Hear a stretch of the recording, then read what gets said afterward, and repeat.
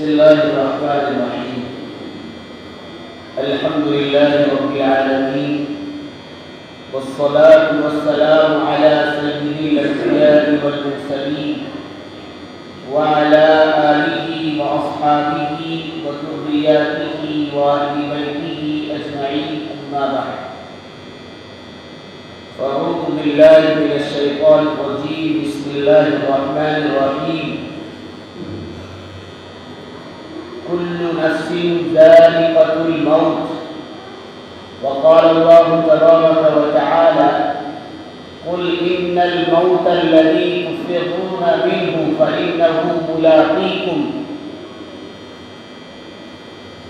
وقال الله تبارك وتعالى: لكل أمة أجل إذا جاء أجلهم فلا يستأخرون ساعة ولا يستقدمون. صدق الله العظيم. محترم سامعین،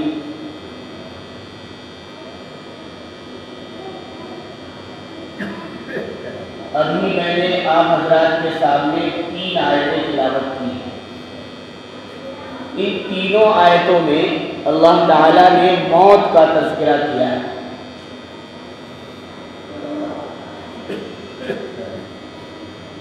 موت ایک اٹل حقیقت ہے جو ہر شخص کو آنی، ہر جاندار کو آنی. جو بھی چیز اس کائنات میں پیدا ہوئی ہے، ہر چیز کو ایک نہ ایک دن موت کا مزہ چکھنا ہے. ہمارا اور آپ کا یہ عقیدہ ہے کہ یہ کائنات جو بنی ہے، جس کے سب سے پہلے انسان حضرت آدم علیہ السلام ہے، اس وقت سے لے کر اب تک لکھنے والوں نے لکھا ہے کہ تقریباً 6600 سال ہو چکے، 6600 سال آج تک، آدم علیہ السلام سے لے کر آج تک. اس مدت میں نہ جانے کتنے لوگ اس دنیا میں آئے اور نہ جانے کتنے لوگوں نے اس دنیا میں آنکھیں کھولی اور ایک نہ ایک دن وہ اس دنیا سے چلے گئے. کسی کو اس دنیا میں ہمیشہ ہمیشہ کے لیے رہنے کے لیے زندگی عطا نہیں کی گئی. اب دیکھیے کتنے انبیاء آئے. حضرت آدم علیہ السلام آئے، نوح علیہ السلام آئے، شیش علیہ السلام آئے، موسیٰ علیہ السلام آئے، ابراہیم علیہ السلام آئے، یوسف اور اسحاق اور یعقوب علیہ السلام آئے، اور پھر حضرت عیسیٰ علیہ السلام، اور آخر میں ہمارے اور آپ کے پیغمبر جناب محمد رسول اللہ صلی اللہ علیہ وسلم تشریف لائے اور سب اس دنیا سے پردہ فرما گئے. ان کے بعد صحابہ کی جماعت آئی، وہ بھی چلی گئی. ایک سے ایک بڑا دانشمند جسے ارسطو کہا گیا، سقراط اور بقراط کہا گیا، جسے جالینوس کہا گیا، وہ ایک سے ایک عقل مند لوگ بھی اس دنیا سے چلے گئے. ایک سے ایک بڑا بہادر شخص اور پہلوان شخص آیا، وہ بھی اس دنیا سے چلا گیا. دین کے بڑے بڑے داعی اس دنیا میں آئے، امام غزالی آئے، وہ بھی اس دنیا سے چلے گئے. گویا کہنے کا مقصد یہ ہے، اس دنیا میں کوئی رہنے کے لیے نہیں آیا. ایک نہ ایک دن اس دنیا سے یقیناً ضرور ہم سب کو بھی جانا ہے. لیکن بات یہ ہے کہ موت کی بات سے ہر شخص ڈرتا ہے. جیسے ہی موت کا تذکرہ ہے ہر شخص گھبرا جاتا ہے، واقعات تک سننا پسند نہیں کرتا. اس میں اگر دیکھا جائے تو صحیح بات یہ ہے کہ موت کسی کے لیے تو تحفہ ہے، اور موت کسی کے لیے بھیانک اور ڈراؤنی چیز ہے. اب کس کے لیے موت تحفہ ہے، کس کے لیے موت ڈراؤنی چیز ہے؟ حدیث کہتی ہے، نبی کریم صلی اللہ علیہ وسلم نے فرمایا کہ تحفۃ المؤمن الموت، مومن کا جو تحفہ ہے وہ موت ہے. اور ڈراؤنی اور بھیانک غمگینی کی چیز جو چیز ہے وہ دشمنوں کے لیے، کافروں کے لیے، غیر مومن کے لیے ڈراؤنی چیز ہے۔ ایک بچہ بڑے ہوش حواس کا واقعہ منقول ہے کہ اس نے اپنی والدہ سے پوچھا کہ یہ بتلائیے کہ دادا کہاں چلے گئے؟ انہوں نے کہا تمہارے دادا مر گئے۔ پھر پوچھا دادی کہاں چلی گئی؟ کہا دادی بھی مر گئی۔ اس طریقے سے وہ اپنے اعزاء اقربا رشتہ داروں کو پوچھتا رہا، چچا کہاں چلے گئے؟ کہ وہ بھی مر گئے۔ والد کہاں چلے گئے؟ وہ بھی مر گئے۔ اسی طریقے سے اور بھی رشتہ دار جو تھے وہ کہاں چلے گئے؟ کہ وہ بھی مر گئے۔ تو وہ ڈر کر کے اپنے گھر سے نکلا اور کہا کہ اس گھر میں سب مر ہی جاتے ہیں، سب کو موت ہی آتی ہے، ہمیں اس گھر میں نہیں رہنا۔ وہ وہاں سے نکل کر چل دیا۔ راستے میں کچھ بچے گرد و غبار اڑا کر کے کھیل کود رہے تھے، تو اس نے یہ سوچا کہ ہم کنارے سے چلے جائیں تاکہ وہ گرد و غبار اور مٹی ہمارے کپڑوں پر نہ لگے۔ تو جب دیکھا کہ یہ بچہ سائڈ ہو کر کے کترا کر کے جا رہا ہے، تو ایک بچے نے اس لڑکے سے کہا کہ کہاں بچ کر کے جا رہے ہو؟ ایک وقت آئے گا اسی مٹی میں تمہیں دفن ہونا ہے، ایک وقت آئے گا کہ تمہیں گڑھے میں دبا دیا جائے گا، اور یہ تھوڑی سی گرد و غبار سے بھاگ رہے ہو، نہ جانے کتنی ٹن اور کوئنٹل مٹی تمہارے اوپر ڈال دی جائے گی۔ تو وہ شخص پھر گھبرایا اور کہا کہ ابھی تو میں گھر پہ موت کی بات سن کر آیا ہوں اور یہاں پر بھی موت کی بات ہے۔ تو وہ جنگل کی طرف بھاگا، اور وہاں جانے کے بعد اس نے یہ کہا کہ میں جنگل میں رہ لوں گا جہاں کوئی انسان نہ ہو۔ تو وہاں اس نے دیکھا کہ سامنے ایک ہاتھی کھڑا ہے اور وہ اسی کی طرف آ رہا ہے۔ اس نے کہا میں بھاگ کر اپنے گھر سے آیا ہوں موت کے ڈر سے، ابھی بچوں سے میں نے موت کا تذکرہ سنا ہے اور اب یہ موت ہمارے سامنے کھڑی۔ پھر وہ اس سے بھاگتا ہوا ایک کوٹری میں گیا۔ جنگل میں ایک چھوٹی سی کوٹری کہیں بنی ہوئی تھی اور اس میں چھوٹا سا دروازہ تھا، اس کے اندر گھس گیا اور تصور یہ کیا کہ یہ اتنا بڑا ہاتھی اس دروازے سے داخل نہیں ہو سکتا اور میری جان اس میں بچ جائے گی۔ اچانک دیکھتا ہے کہ اس کوٹری کے اندر ایک سانپ اپنا پھن پھیلائے ہوئے کھڑا ہے اور دوسرے کنارے پر بچھو ہے۔ اب یہ پریشان، اور تیسری طرف وہ ہاتھی آ کر کے اس دروازے پر اپنا سوڑ اندر ڈال رہا ہے اور مجھے پکڑنے کی کوشش کر رہا ہے۔ اس نے اس وقت صرف اللہ کو یاد کیا ہے اور سجدے میں گرا ہے، اور اس نے یہ التجا کی ہے، اللہ کے سامنے یہ گہار لگائی ہے کہ اللہ ہر طرف موت ہے، آپ کے علاوہ کوئی موت سے مجھے بچا نہیں سکتا۔ پھر ایک ندا آئی، صدا آئی، آواز آئی، یا دل میں یہ خیال آیا، اس بچے نے یہ کہا کہ میرے اندر ایک آواز مجھے سنائی دی اور یہ کہا کہ جب تو نے موت سے بچنے کے لیے مجھے پکارا ہے تو اب دیکھ میں تجھے موت سے کیسے بچاتا ہوں۔ اس کے بعد اس نے دیکھا کہ سانپ اپنے تھن کو نیچے دباتا ہوا آہستگی سے وہ باہر نکل گیا اور بچھو اس دروازے سے نکلا اور ہاتھی کے سونڈ میں کاٹ لیا۔ ہاتھی وہیں چیخ کے مر گیا۔ اس طریقے سے اس بچے کی جان بچی، اور پھر اس نے کہنا تصور کیا کہ موت سے کوئی نہیں بچ سکتا، اگر اللہ جتنے دن بچانا چاہے موت سے بچ سکتا ہے، اس کے علاوہ کسی کو موت سے بچنے کے لیے کوئی راستہ نہیں۔ میں نے بتایا موت ایک اٹل حقیقت ہے، کوئی شخص نہیں بچ سکتا، ہر شخص کو موت آنی ہے۔ اب صحیح بات یہ ہے کہ موت کے ساتھ ہمارا برتاؤ کیا ہونا چاہیے، ہم کیا کریں۔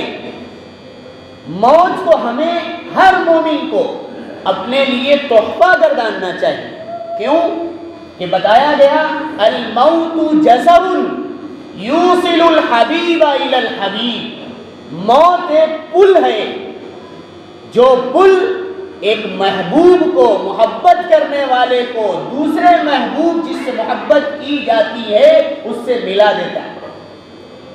کہ اگر کوئی شخص واقعی میں مومن ہے، واقعی میں اس دنیا میں اللہ کی عبادت کر کے اللہ کو راضی کرنے کی ہر ممکن کوشش کر رہا ہے، اپنے کاروبار کو چلا رہا ہے اللہ کی خوشنودی کے ساتھ، زندگی گزار رہا ہے کہ بس اللہ راضی ہو جائیں، وہ اپنی پریشانی اور مصیبت کو برداشت کر کے مسجدوں میں آتا ہے، اس کے سامنے عبادت کرتا ہے، کھڑا ہوتا ہے، اللہ کو ہر ممکن راضی کرنے کی کوشش کرتا ہے، تو ایسا شخص گویا اس دنیا میں تو اپنے آپ کو پریشان کیے ہوئے اور اس کی جو روح ہے وہ تڑپ رہی ہے اپنے محبوب سے ملنے کے لیے، وہ تڑپ رہی ہے اپنے معبود حقیقی سے ملنے کے لیے، اور اس کی روح اللہ سے ملنے کے لیے بےتاب اور بے چین ہے، تو گویا یہ موت ایک مومن کے لیے، ایک سچے اور پکے مسلمان کے لیے، ایک سچے اور پکے عابد کے لیے، ایک اللہ کو ہر ممکن راستے پر راضی اور خوش کرنے والے کے لیے بہترین تحفہ۔ جب وہ تو پریشان ہے، یہاں کب تک ہم یہ مصیبتیں برداشت کریں گے، کب تک ہم اس طریقے سے اپنی زندگی گزاریں گے، کب ہمیں موت آئے اور کب ہم اللہ سے ملاقات کریں۔ تو موت ایک پل ہے، الموت جسر یوصل الحبیب الی الحبیب، محبت کرنے والے شخص کو اپنے محبوب سے یہ موت ملا دیتی ہے۔ یہ کب ہوگا؟ جب کوئی شخص حقیقی معنوں میں مومن ہوگا، حقیقی معنوں میں مسلمان ہوگا، حقیقی معنوں میں اللہ کے حکموں پر چلنے والا ہوگا، تب یہ موت اس کے لیے تحفہ بنے گی۔ نبی کریم صلی اللہ علیہ وسلم سے کسی نے پوچھا، صحابی نے پوچھا کہ یہ بتلائیے سب سے زیادہ ہوش مند، عقل مند، دانش مند، ہوشیار شخص کون ہے؟ نبی کریم صلی اللہ علیہ وسلم نے فرمایا کہ سب سے زیادہ عقل مند، دانش مند وہ شخص ہے جو اس چیز کو یاد کرے جو لذتوں کو توڑنے والی ہے۔ کون چیز ہے لذت کو توڑنے والی؟ جب تک موت نہیں آتی ہے ہماری پوری زندگی ہر طرح کی آرام، سکون، خواہش کی طرف جاتی ہے۔ لذت ملے، کھانا کھائیں اس میں ہمیں لذت ملے، پانی پئیں ہمیں اس میں آرام و سکون محسوس ہو، گھر بن جائے اس میں ہمیں آرام و سکون محسوس ہو۔ ایک چیز ہے جو اس آرام و سکون کو ختم کر دیتی ہے، وہ کون سی چیز ہے؟ وہ یہی چیز ہے موت۔ گویا اللہ کے نبی علیہ السلام نے فرمایا کہ ہر وہ شخص جو موت کو یاد کرنے والا ہے وہ شخص سب سے زیادہ عقل مند ہے، وہ شخص سب سے زیادہ ہوشیار ہے۔ اس لیے ہمیں اپنی پوری زندگی میں ہمیشہ موت کو یاد رکھنا ہے۔ ہمارے اکابر، ہمارے بزرگ، ہمارے بڑے ایسے بھی گزرے ہیں کہ جنہوں نے موت کو یاد رکھنے کے لیے ایسے کام کیے ہیں جو ہم اور آپ سوچ نہیں سکتے۔ کیا کیا ہے؟ ایک بزرگ گزرے ہیں حضرت ربیع بن حیثم رضی اللہ عنہ یا رحمت اللہ علیہ، انہوں نے اپنے گھر کے کونے میں ایک گڑھا کھود رکھا تھا قبر کی شکل کا۔ اس طریقے سے ہمارے یہاں قبر بنتی ہے اتر سے دکھن، اس طریقے سے انہوں نے ایک قبر کا گڑھا کھود رکھا تھا اپنی لمبائی کے بقدر، اور وہ روزانہ چند منٹ اس میں لیٹتے تھے اور تصور یہ کرتے تھے کہ کل ایک وقت آنے والا ہے، مجھے اسی گڑھے میں جانا ہے، مجھے اسی طریقے سے لٹا دیا جائے گا، مجھے اسی طریقے سے میرے اوپر پٹرے اور لکڑی رکھ کر کے مٹی ڈال دی جائے گی، مجھے مٹی سے ڈھانپ دیا جائے گا۔ اور وہ تصور کرتے تھے کہ میری زندگی سے اگر کوئی ایک لمحہ بھی ایسا گزر جائے جس میں میں موت کو یاد نہ کروں تو میرا زندگی کا کباڑ ہو جائے گا۔ یہ ان کی سوچ تھی، اس طریقے سے انہوں نے موت کو یاد کیا ہے۔ مولانا اشرف علی صاحب تھانوی رحمت اللہ علیہ تھانہ بھون میں ان کا گھر تھا، میں ان کی قبر پہ بھی گیا ہوں، ان کی خانقاہ میں بھی گیا ہوں، جس مسجد میں وہ رہتے تھے اور دین کی دعوت اور تبلیغ اور اشاعت کرتے تھے وہاں پر بھی گیا ہوں۔ انہوں نے اپنی مسجد کے کنارے کنارے خانقاہ میں چھوٹے چھوٹے کمرے بنائے تھے، بڑے بڑے نہیں بنائے کہ جس کے اندر مکمل سکون ملے، جس میں ایسے نہیں بنائے کہ ہر طرف سے چین و سکون اور راحت ملے۔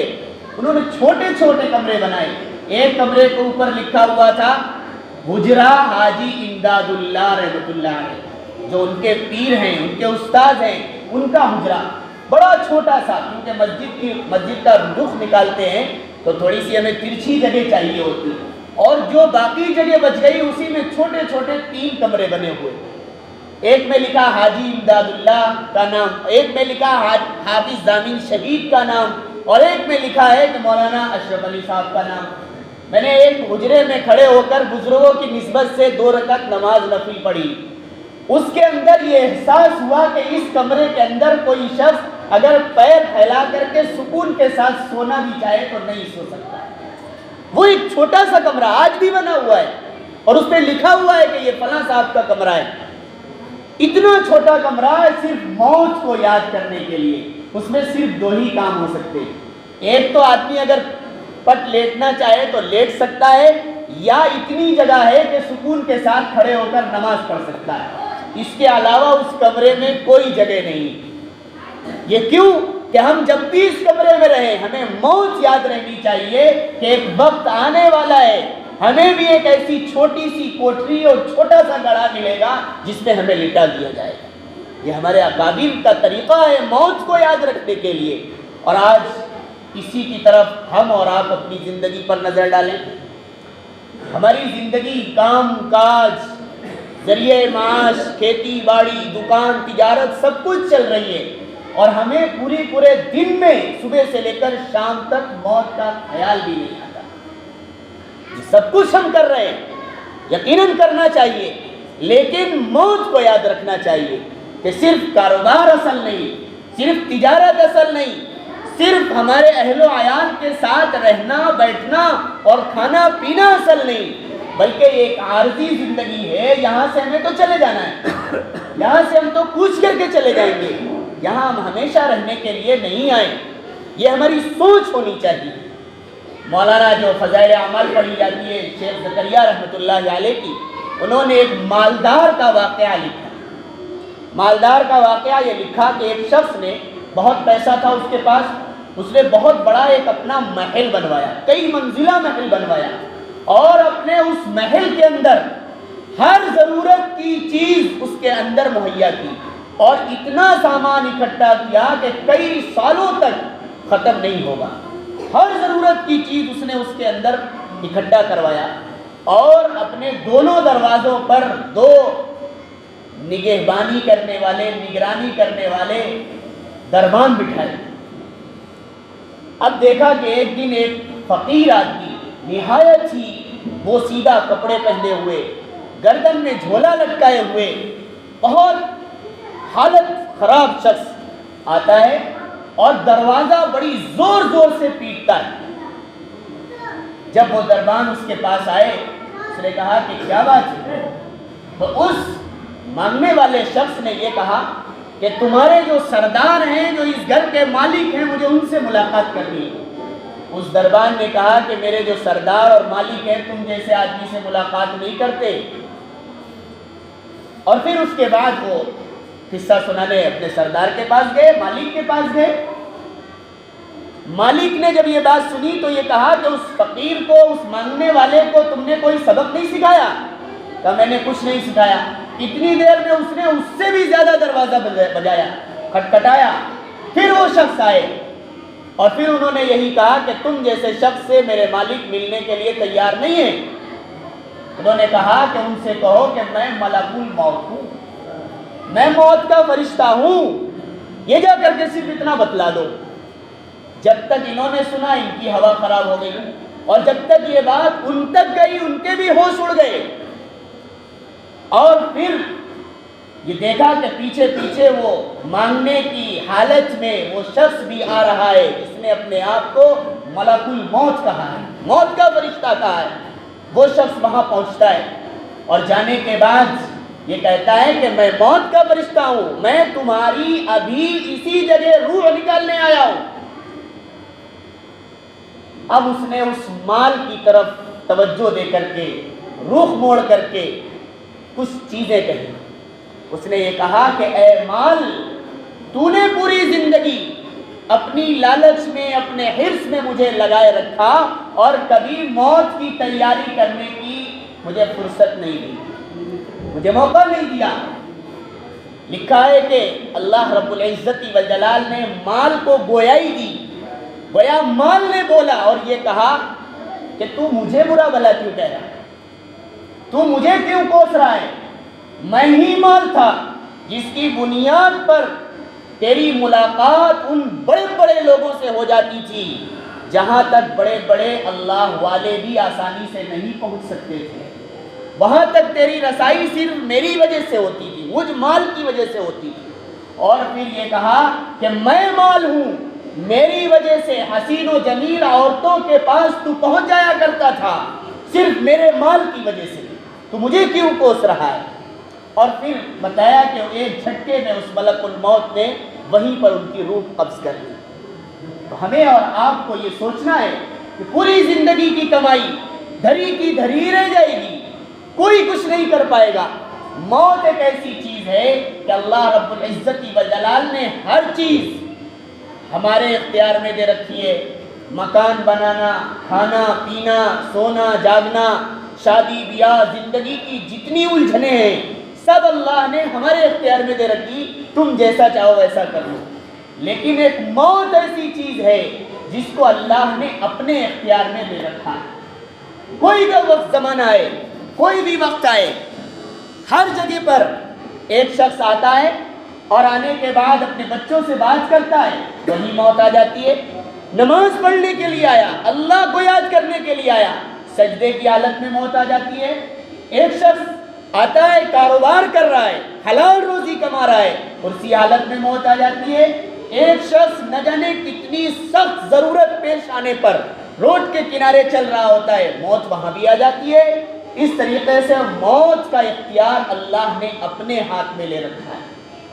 موت کو یاد کرنے سے کیا فائدہ ہوگا؟ وقت ہو گیا ہے، ایک بات صرف بتانا چاہتا ہوں، موت کو یاد کرنے سے کیا فائدہ ہوگا؟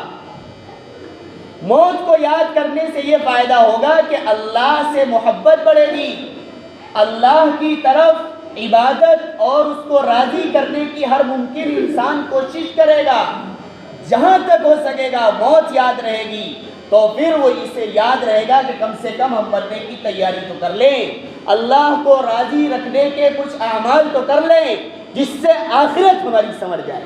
اور اس دنیا میں جب تک رہے گا ظلم و زیادتی سے، جھوٹ سے، فریب سے، دھوکہ دڑی سے، خیانت سے، چغلی سے، غیبت سے اپنے آپ کو محفوظ رکھے گا۔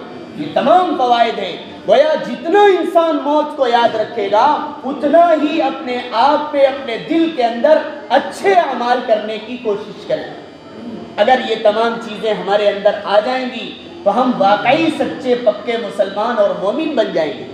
ایک بات یہ بتلاؤں کہ ایک سوال ہوتا ہے کہ دن بھر میں 5 نمازیں ہی کیوں فرض ہیں؟ تو ایک بزرگ نے بہت اچھی بات کہی کہ انسانی ضرورت کے لیے 5 چیزیں سب سے زیادہ اہم اور ضروری ہیں، کیونکہ ان 5 چیزوں کے علاوہ اس کی زندگی صحیح طریقے سے گزر نہیں سکتی۔ پہلی چیز ہے کھانا، دوسری چیز ہے پینا، اور تیسری چیز ہے پہننا، اور چوتھی چیز ہے مکان جس میں آدمی رہتا ہے، اور 5ویں چیز ہے اگر مرد ہے تو اس کے لیے عورت بیوی، اور اگر عورت ہے تو اس کے لیے مرد شوہر۔ یہ 5 چیزیں اللہ کی ایسی نعمت ہے جس کے بقدر، جس کے علاوہ انسانی زندگی مکمل نہیں ہے۔ کھائے گا نہیں، پیے گا نہیں تو زندگی کیسے بسر کرے گا؟ پہنے گا نہیں تو زندگی ادھوری رہے گی، کچھ نہیں کر سکتا۔ مکان نہیں ہے تو کیسے زندگی گزارے گا؟ کہیں بھی سکون سے رہ نہیں سکتا۔ اسی طریقے سے اگر کوئی زندگی کا ہم سفر نہیں ہے تب بھی اس کی زندگی ادھوری۔ تو یہ بزرگ نے کہا کہ 5 نعمتیں اللہ نے ایسی دی ہیں جس کے بغیر انسانی زندگی مکمل نہیں ہے۔ اس وجہ سے اللہ نے کہا کم سے کم ان 5 نعمتوں کا دن بھر میں 5 بار شکریہ تو ادا کرو، اس لیے یہ 5 نمازیں دی گئی۔ اور پھر ایک بزرگ نے بہت اچھی بات کہی کہ 5 نمازیں کیوں ہیں؟ اس کا جواب یہ دیا کہ 5 بڑی بڑی مصیبتیں انسان پر آنے والی ہیں۔ نمبر 1 موت، نمبر 2 قبر، نمبر 3 حشر، یعنی سب انسانوں کو جمع کیا جائے گا، اور نمبر 4 پل صراط، جس پل کے اوپر سے گزرنا ہے، اور نمبر 5 ہے میزان، جس میں انسان کے اعمال تولے جائیں گے۔ اگر انسان نے اچھے اعمال کیے اچھا بدلہ دیا جائے گا، اور اگر برے کام کیے تو برا بدلہ دیا جائے گا۔ اگر کوئی شخص 5 وقت کی مکمل نماز پڑھے گا تو ان 5 بڑی مصیبتوں میں اس انسان کو راحت اور سکون ملے گا، جس میں سب سے پہلی چیز ہے موت۔ اگر ہماری سکون کی زندگی، ہم موت کی چاہتے ہیں، آرام کے ساتھ موت کو چاہتے ہیں، تکلیف سے بچنا چاہتے ہیں، پل صراط پر ہم آسانی سے کے ساتھ گزرنا چاہتے ہیں، اپنے میزان کے اعمال کے وزن کو بڑھانا چاہتے ہیں، اگر ہم اللہ کے سامنے حشر میں جمع ہو کر کے جس وقت اس میدان کا یہ منظر آیا کہ کوئی سایہ نہیں ہوگا اللہ کے عرش کے سائے کے علاوہ، اگر اس عرش کے سائے میں ہم جگہ چاہتے ہیں تو پھر ہمیں 5 نمازوں کی پابندی کم سے کم کرنی پڑے گی۔ نماز کے علاوہ دنیا کے جتنے اور بھی کام ہیں اس میں تمام کام ہم کریں اللہ کی رضا، اللہ کی خوشنودی، اللہ کے بتائے ہوئے تعلیمات اور نبی کریم صلی اللہ علیہ وسلم کی سنتوں کے مطابق اگر ہم زندگی گزاریں گے تو انشاءاللہ یہ تمام منزلیں ہماری اور آپ کی آسان ہو جائیں گی۔ دعا کرتے ہیں رب کریم موت کا استحضار، موت کو ہر وقت یاد رکھنے کی توفیق مرحمت فرمائے، جس کے نتیجے میں اچھے اعمال کرنے اور برے اعمال سے بچنے کی توفیق مرحمت فرمائے۔